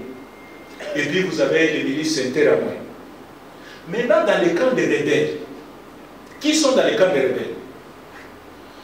Nous avons des Banyamulenge qui ont été dans l'appel, comme on l'a dit. À l'époque, on estime les Banyamulenge qui sont venus du Rwanda, de l'armée rwandaise, à 1500. Les combattants du CNRD, qui s'assemblent à amener des militaires, combien? 600. Mais il a promis aux amis, ne vous inquiétez pas, j'ai encore 6000 qui sont en formation en Ouganda, qui viendront compléter le chiffre. Et puis, il y a ce qu'on appelait la Légion congolaise. La Légion congolaise, c'est quoi? C'est 10 000 militaires. Les 10 000 militaires, on considère aujourd'hui, tous les chercheurs considèrent aujourd'hui, que la Légion congolaise était composée à 50% des militaires rwandais et 50% des militaires congolais. Donc 10 000 hommes dans la Légion rwandaise et la Légion qu'on appelle la Légion congolaise. Et puis, troisième catégorie, toujours dans les camps des rebelles, ce sont les mercenaires africains. Des gens qui viennent se battre pour l'argent. Qui on a vu dans l'Afrique? Les Érythréens, les Somaliens, les Éthiopiens, les Burundais, les Kenyans, les Tanzaniens. Et c'est comme ça que l'armée de l'AFDEL était appelée l'armée sans frontières.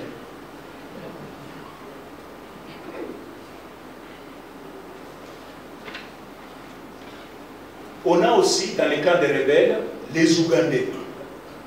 Mais lorsque la guerre commence aussi, les Ougandais ne bougent pas. Les Ougandais, Museveni, qui est toujours très très malin, va donner la logistique. Il va donner des camions, des véhicules blindés et des appareils de communication.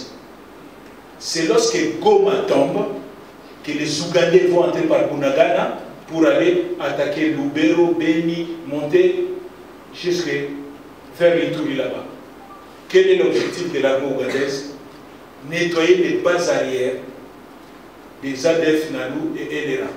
Donc ils ont plus évolué vers leurs propres frontières. Et dernière catégorie des troupes dans les camps des rebelles, c'est les gendarmes katangais. Qui sont les gendarmes katangais? Quand Tshombe fait sa sécession, il avait créé son armée parce que c'est un État. L'État s'appelait officiellement État indépendant du Katanga. Son armée s'appelait la gendarmerie katangaise.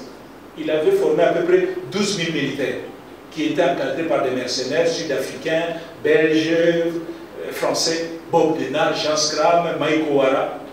Mais lorsque la sécession échoue, est anéantie à 63 par les casques bleus, à peu près 8 000 gendarmes katangais vont aller en Angola. Et en Angola, là-bas, les Angolais, les Portugais vont les prendre, ils vont aider la colonie à sécuriser les territoires. Ils sont restés longtemps là-bas. Et un ancien commissaire de police de Kolwezi, qui va fuir en 68, il y avait les tracasseries de Mantikala. On reviendra notre jour sur Mantikala. Mantikala qui a maltraité les Katangais. Un ancien commissaire de police aussi est allé se réfugier en Angola. Et là-bas, il va suivre une formation militaire, il deviendra un grand général sous le nom de Nathanaël Mbumba. Nathanaël Mbumba. Donc, et les commandants des gendarmes katangais, ils vont se battre en Angola, on verra ça un autre jour, et ils ont aidé, ils ont protégé Luanda contre l'agression zaïroise à l'époque. Mobutu a attaqué l'Angola, et ce sont les gendarmes katangais qui ont défendu le régime. Donc, lorsque maintenant les Angolais, AFDEL, Mouzé, entrent dans la danse, il sait que les gendarmes katangais sont en Angola. Il les appelle au secours. Les Angolais hésitent. Ils disent, mais qu'est-ce que nous, on va aller faire dans cette guerre alors que le Rwanda est en train de faire une opération de police, nettoyer les camps des réfugiés. Mouzé va convaincre les Angolais que non, il ne s'agit pas seulement de nettoyer les frontières ici. Moi, je vais aller jusqu'à Kinshasa chercher l'autre. Comme les Angolais, les Dos Santos, ont toujours une dent contre le maréchal. Il dit, ok, si tu as l'intention d'arriver jusqu'à Kinshasa, nous on t'accompagne. La façon de t'accompagner, on t'envoie les gendarmes katangais. Et c'est comme ça que les gendarmes katangais vont atterrir à Bukavu, à Goma, et ils vont beaucoup contribuer dans la guerre de l'AFDEL, même si aujourd'hui les gens ont l'impression que la guerre de l'AFDEL, c'est les Rwandais, non. L'appui militaire de l'Angola a été déterminante dans cette guerre-là. Nous verrons ça un autre jour. Maintenant, la guerre commence, on va aller vite, la chute de ville. Il faut qu'on arrête maintenant. Le 31 octobre 1996, la ville de Goma tombe. Ah, ici, il est important d'expliquer un peu un différend qu'il va y avoir à la chute de Goma entre deux leaders congolais. Entre Kissa Sengadou et Laurent Désiré Kabila.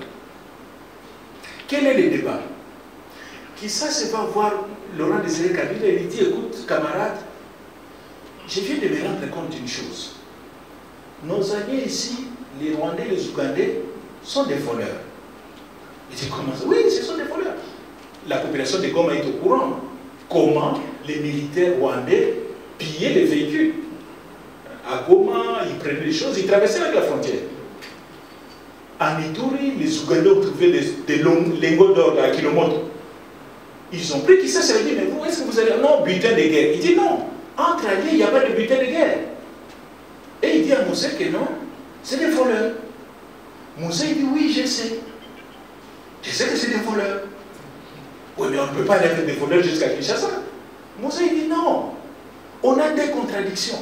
Hein? Dans la guerre révolutionnaire, on enseigne ça. Hein? Lorsque vous avez deux contradictions, vous devez les classer. Quelle est la contradiction principale et quelle est la contradiction secondaire? Et lorsque vous les avez classées, il faut s'attaquer d'abord à la contradiction principale. Lorsque vous aurez résolu cette contradiction principale, vous allez passer maintenant à la contradiction secondaire qui devient principale.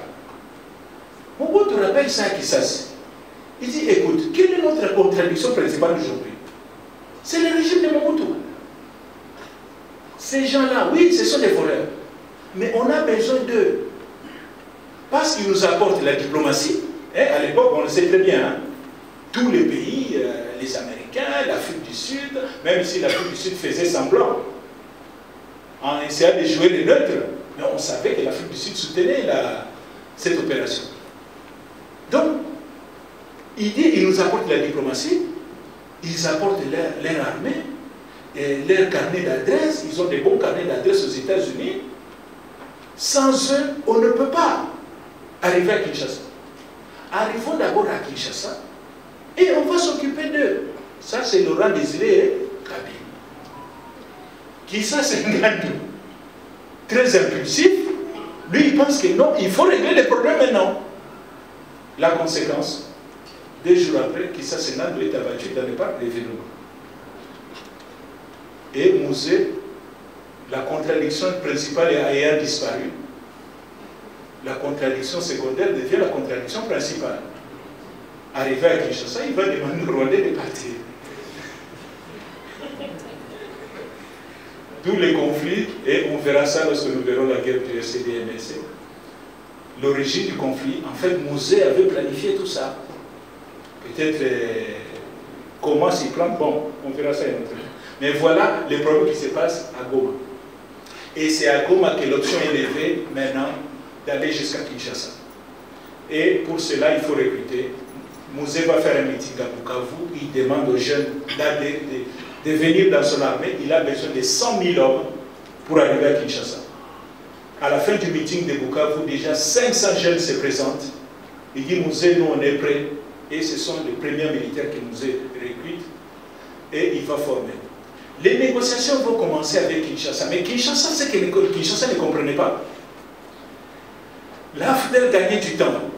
Donc, on les appelle négociations, ils allaient discuter et tout.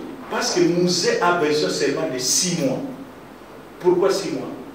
C'est le temps nécessaire pour achever une bonne formation militaire. Kinshasa ne savait pas que Moussé gagnait du temps, le temps que ses troupes sortent des centres de formation. Et quand il était prêt maintenant, Outeni Kandé, il n'est même pas venu au rendez-vous. Il dit, je suis prêt maintenant à me battre, donc il n'y a même pas à discuter. Et Mobutu est obligé de partir. Bon, on n'est pas encore là. Donc, meeting de Laurent Désiré Kabila, des villes tombent, Beni et Bunia tombent le 7 et le 8 décembre, Kindu le 3 mars, ainsi de suite, ainsi de suite. Les villes vont tomber, Mbujimaï, ainsi de suite. Et on arrive, disons, à Kenge. Kenge, la DSP, considère maintenant qu'on ne peut plus continuer à reculer. Ce qui va aussi dire ça, va se dire biso awa. L'AFDEL est bloqué à Kenge. L'AFDEL a perdu beaucoup de militaires à Kenge.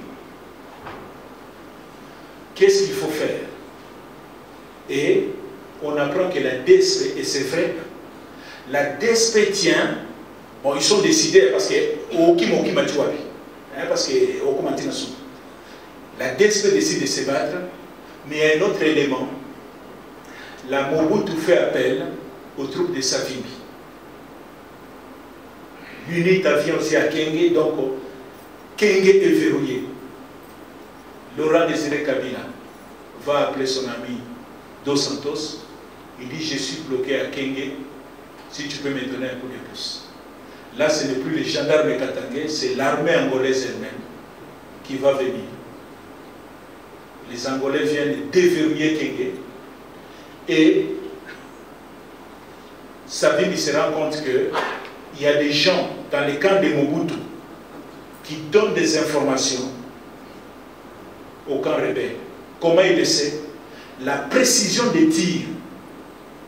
Là où il a mis ses ordres de Staline. Donc quelqu'un a dû renseigner. Parce que les rebelles, quand ils commencent à réagir, mais ça tombe juste. Ah mais non, tout le monde va se en position. Et il va dire à Mobutu: je ne vais pas massacrer mes hommes pour rien, je quitte.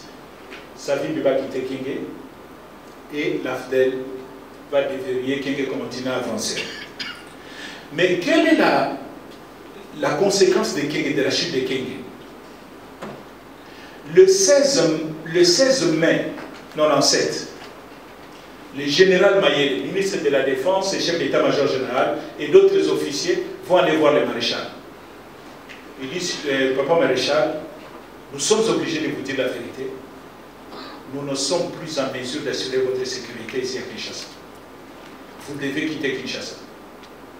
Parce que Kenge, le verrou de Kenge a sauté.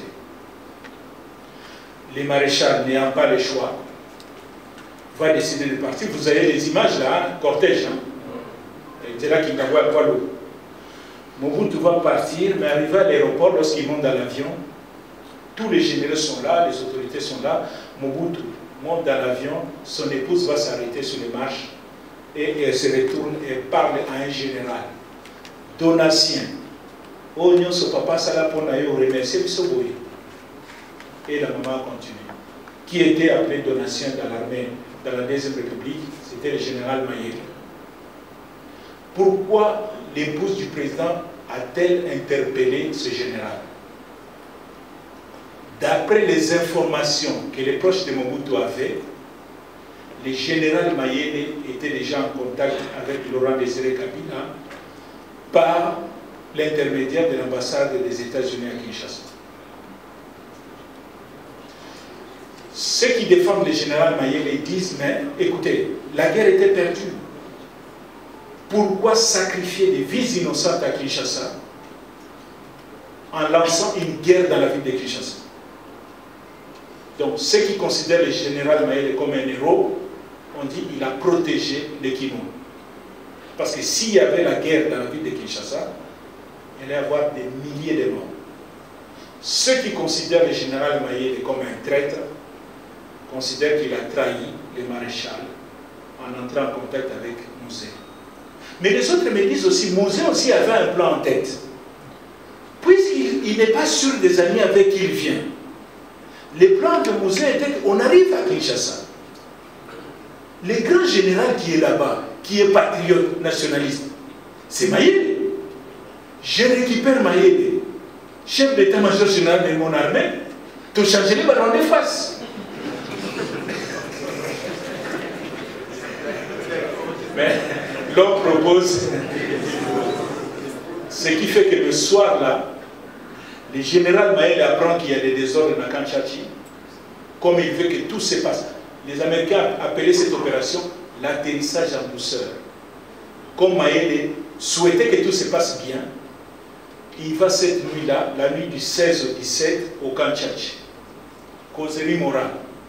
Et le militaire vient, il dit voilà, je suis passé dans l'autre camp, c'est la débandade, ici vous êtes disciplinés, c'est très bien, restez, attendez les messages des nouvelles autorités. Nous sommes des militaires, nous sommes au service de l'État, nous sommes au service de la République, de la DSP qui dit mon général, il faut que les Hollandais vont voter. Et un adjudant va venir derrière dans la confusion, tirer une balle dans la tête du général Mayele et le général Mayele s'est tué cette nuit. Et on dit que Kongolo Mobutu, Saddam Hussein, a tué le général Mayele, c'est faux.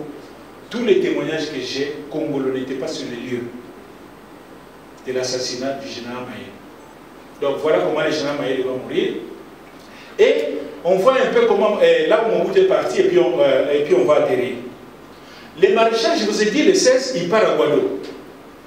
Le 17, son fils, Saddam Hussein, est le dernier à être resté à Kinshasa.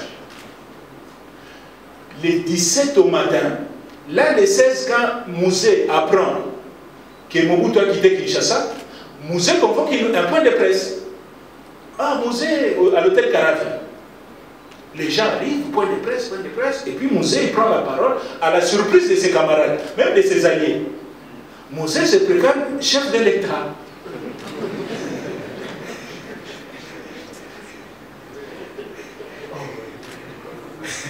Donc, Mouzé devient président de la République.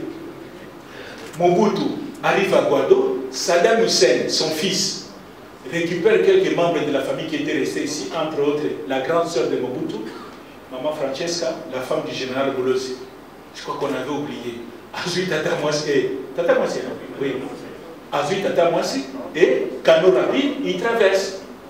Arrivé à Brazzaville, Saddam Hussein appelle son père à Guado. Papa, voilà, je suis arrivé avec tante Francesca ici et les autres membres de la famille qui étaient restés à Kinshasa. Mais j'ai besoin maintenant qu'on nous évacue. Mobutu dit non, il n'y a pas de problème. Envoyez l'avion, parce que Mobutu avait l'avion officiel. Et les pilotes, ils disent non, mon côté pour on a besoin d'un peu de carburant. Maman Boubi Lagacho, il avait donné 13 000 $. Carburant n'a pas fait. L'avion arrive à Brazzaville. Bon, Saddam Hussein vient avec ses accompagnateurs pour monter dans l'avion. Les pilotes de l'avion, les commandants, un Congolais, comment il s'appelle là-bas? Mukandila.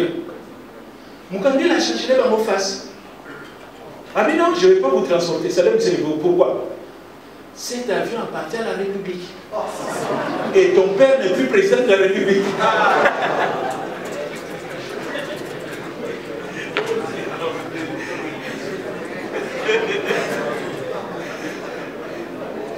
Je vous dis que les choses, les gens changent vite.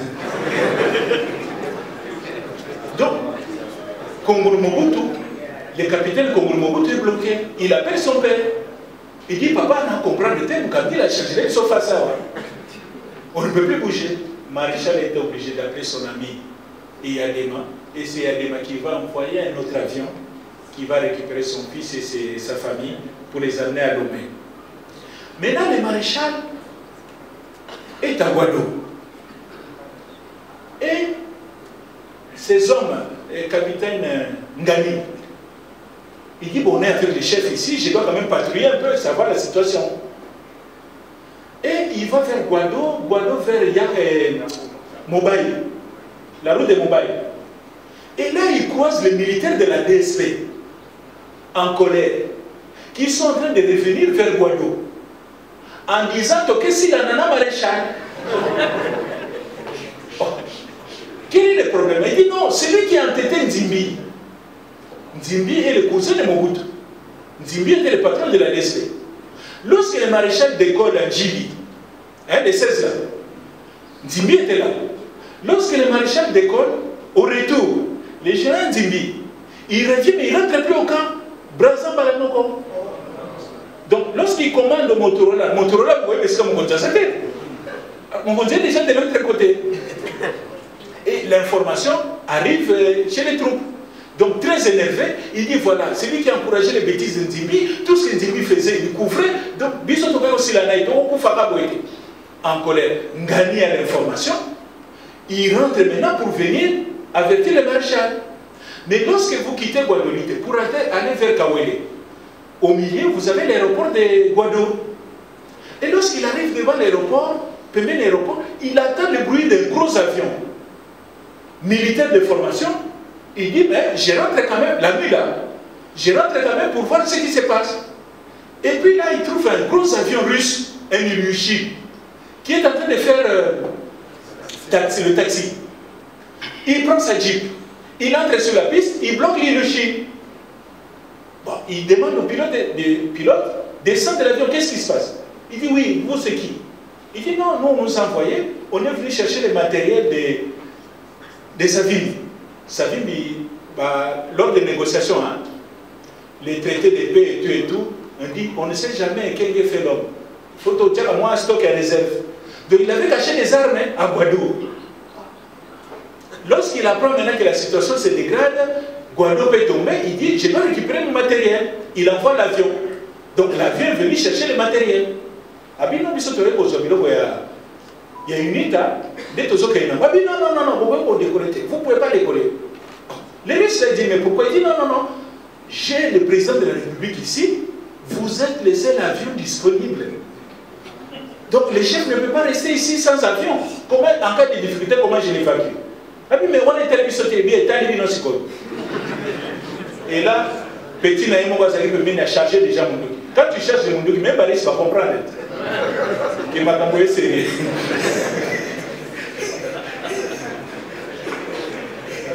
Mais comme il s'est parlé, les Russes parlaient anglais, Ngani parlait français, ils ne se comprenaient pas très bien. Hein? Makele la Mundo qui quand même.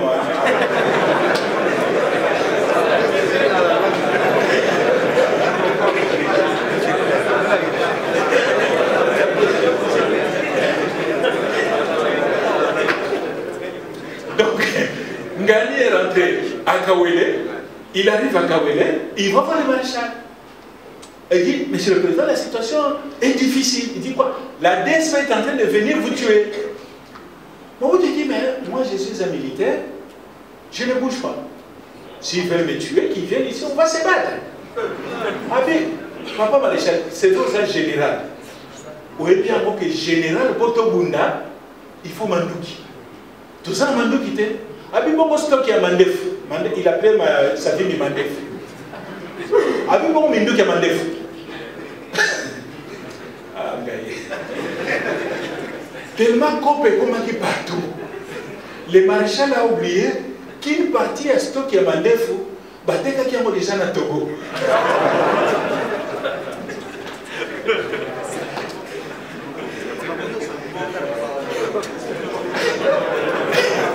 Ah oui, mais.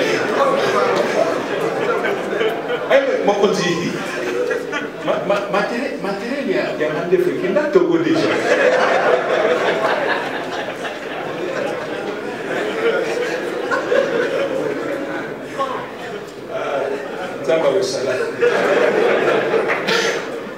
Donc, Ngani et Motoko vont convaincre le colonel Motoko, le chef de la garde, ils vont convaincre le maréchal qu'il faut partir. Maintenant, il y a un problème, c'est Maman Bobila Dawa. Maman Bobila Dawa commence à pleurer, elle ne veut pas partir. Oh, ça c'est le témoignage qu'on reçoit. Hein? Motoko lobi maman, Moussala Nangaï. Au bas de la continent famille. Soko lingina manqué au esprit. La symbole en tout. Et la maman va monter le véhicule. Et Nakata Loyengewana, la maman était distraite, sac à main. Donc on va rapprocher la l'équine à sac à main.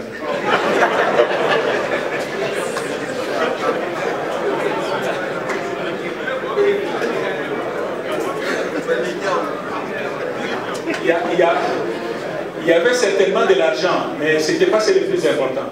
Le plus important, c'était les passeports du maréchal n'a visa à France.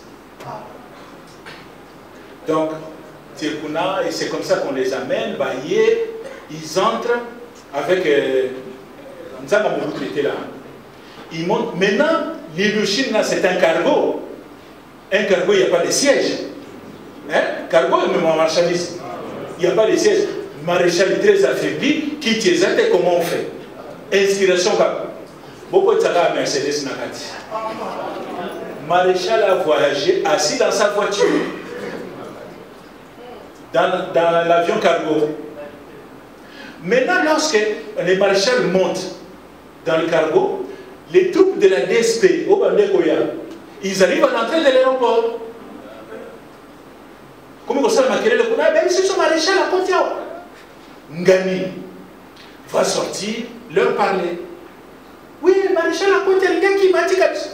Ah ben non. On les a repris stratégiques. Mais Bino, vous avez un militaire, maréchal, a un souci. Il a votre souci. Je viens de la résidence. Il a laissé à votre commandant prime de guerre Nabino. Ngani dit je suis croyant, je suis chrétien, mais ce jour-là j'ai été obligé de mentir. Abi, il a laissé beaucoup d'argent là-bas pour nous motiver Bino, tout reprendre les mitons. Les militaires congolais, vous voyez bien, moi, qui m'a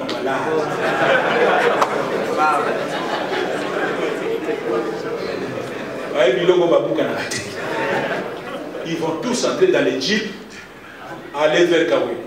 Et l'avion va prendre le temps de commencer à décoller. Mais il y a toujours un petit malin là qui ne croit pas à l'histoire.